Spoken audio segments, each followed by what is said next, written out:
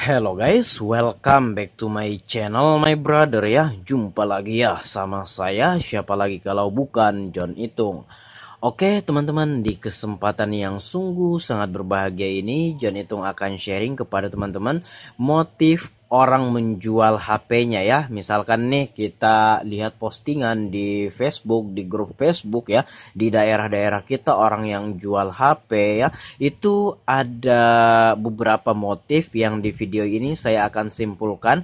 Dan untuk saat ini saya hanya menyimpulkan 3 motif ya orang yang menjual HP-nya. Nah, buat kamu yang ada motif yang lain atau ada tambahan motif kenapa orang menjual HP-nya selain yang kusebutkan di dalam video ini, kamu boleh komen-komen di bawah video ini, sebutkan apa tambahannya, motif apa lagi yang melatar belakangi seseorang menjual HP. Nah, di video yang lalu guys ya, saya udah mengupload ini penting yang harus dicek saat membeli HP bekas. Nanti ku taruh linknya di deskripsi. Nah, ini saya jelaskan kenapa kita harus mengecek HP-nya terlebih dahulu sebelum kita membeli HP ya. Nah, kenapa harus dicek? Misalkan kita pengen beli HP second atau HP bekas. Nah, di sini saya udah jelasin semuanya ya. Kemudian saya juga membuat video 10 hal yang harus dicek sebelum membeli HP bekas atau HP second.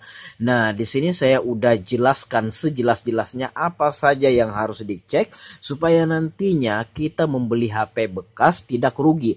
Karena di sini saya mengalami sendiri, bukan saya yang rugi. Nah, di sini kan kita buka usaha servis HP.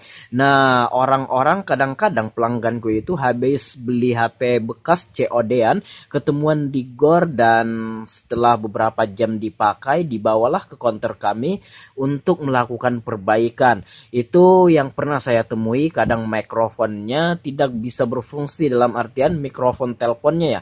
Dia nelpon orang di sana, lawan bicara di sana tidak mendengar suaranya, sementara dia mendengar suara yang di teleponnya tersebut. Nah, ada juga saya menemukan pelanggan saya datang ke counter saya, itu touchscreen tidak berfungsi di bagian daerah tertentu sehingga dia nggak bisa maksimal digunakan ya touchscreen-nya, dan itu ya mengurangi fungsi daripada HP-nya. Otomatis kalau kita ingin perbaiki ya kita mengeluarkan biaya lagi dong ya. Nah, makanya di video-video yang saya upload ini, yang saya taruh linknya di deskripsi video ini, 10 hal yang harus dicek sebelum beli HP second atau HP bekas, itu bertujuan untuk ya mengedukasi teman-teman. Saya hanya sharing untuk mengedukasi teman-teman dan menginformasikan kepada teman-teman supaya nantinya ketika teman-teman membeli HP bekas, teman-teman itu tidak mengeluarkan biaya lagi untuk perbaikan.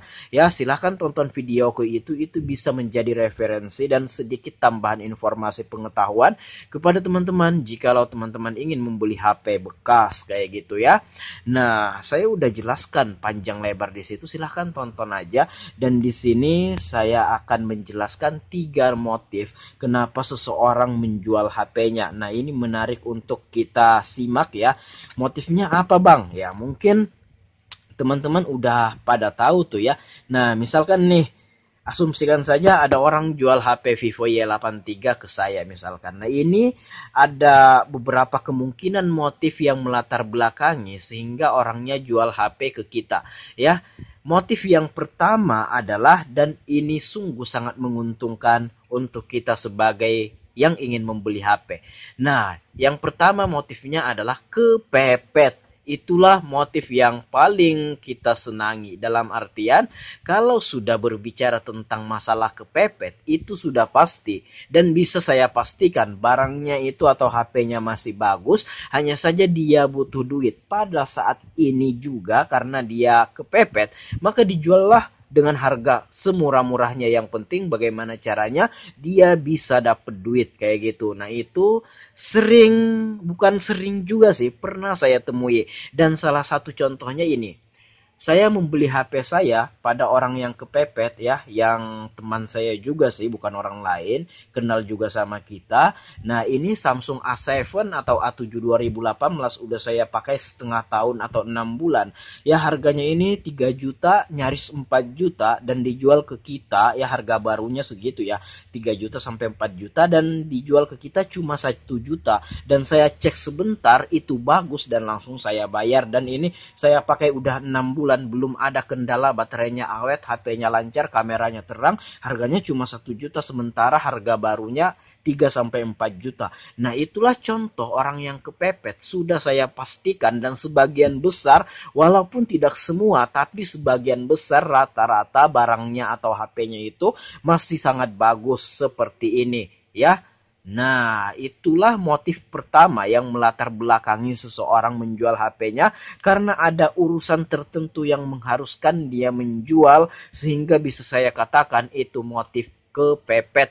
Dan saya pastikan barangnya rata-rata bagus, hanya saja karena dia butuh duit, ya mau tak mau, ikhlas tak ikhlas, ya karena HP yang ada di tangannya ya harus dijual, ya apa boleh buat, mungkin dia punya pola pikir kayak gini. Nah, kalau ada rezeki ya mungkin aku beli lagi, mungkin pola pikirnya kayak gitu ya. Dan ya apa yang di tanganku ini berupa HP, mungkin aku bisa jual dulu. Nah, itu ya misalkan harga barang 3 juta, harga HP 3 juta, bisa jadi 1 juta diobral dengan kualitas sama seperti yang baru.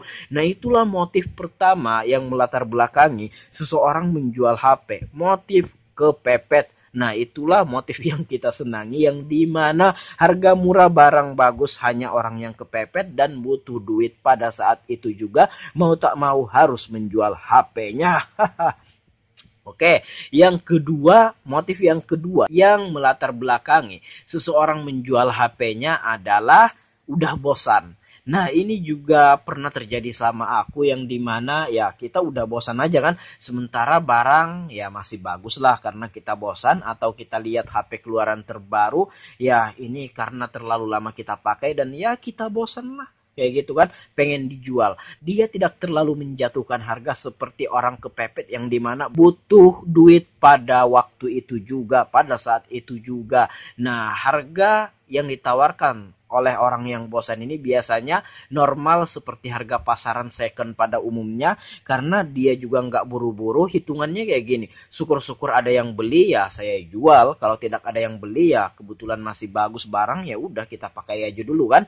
Nah, otomatis dia santai, jual santai, otomatis harganya santai, nggak terlalu down juga harganya, biasanya sih kayak gitu, dan rata-rata memang kayak gitu walaupun nggak semua.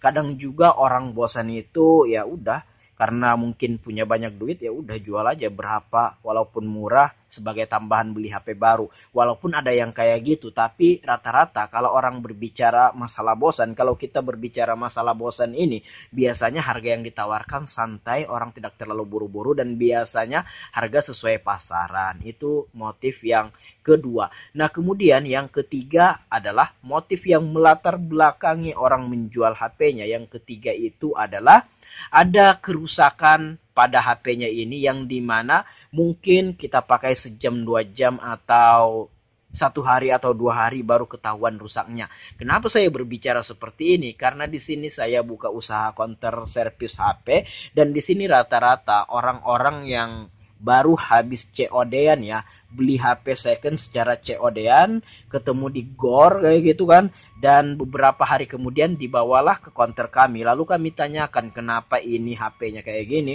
Nah, dia jelaskan habis COD-an kayak gitu kan, dan pada saat di lokasi dia tidak mengecek secara detail, dia percaya-percaya aja, pas dia pulang, nah, dipakai sehari 2 hari barulah ketahuan. Contohnya kayak mikrofon.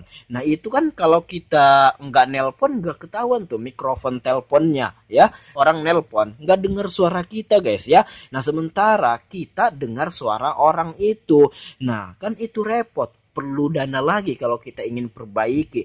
Nah, maksudku di video yang 10 hal yang harus dicek ketika kita membeli HP second, dengan maksud saya membuat video itu supaya teman-teman menonton video itu dan teman-teman tahu apa saja yang mesti dicek, sehingga nantinya ketika teman-teman beli HP bekas atau HP second, teman-teman itu tidak rugi atau tidak mengeluarkan biaya lagi untuk perbaikan yang lain-lain.